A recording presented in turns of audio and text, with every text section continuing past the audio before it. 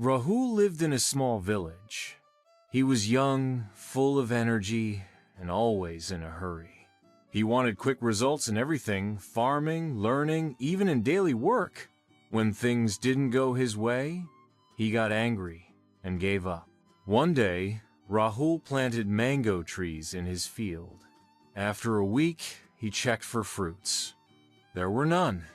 After a month, still nothing. Frustrated, he said, "These trees are useless," and stopped watering them. An old farmer named Shyam saw this and said, "Rahul, mango trees take years to give fruit. You must be patient. Good things take time." Rahul replied, "But I want results now." Shyam smiled and said, "If you leave now, you'll never see the reward. Patience is the key." Rahul thought about it and decided to care for the trees again. Every day, he watered them, cleaned the soil, and waited. Seasons changed. Years passed.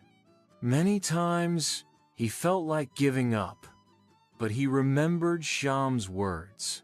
One morning, Rahul walked to his field and saw small green mangoes hanging from the branches. His eyes filled with joy. All the waiting, all the charade had worked. As the trees grew, so did Rahul. He became calmer and wiser. He started to apply patience in other parts of life, too at work, in learning, and with people. He no longer rushed. He understood that true success comes slowly. Rahul's story spread in the village. People began to say, "If you want to learn patience, learn from Rahul." Rahul learned that patience is not weakness.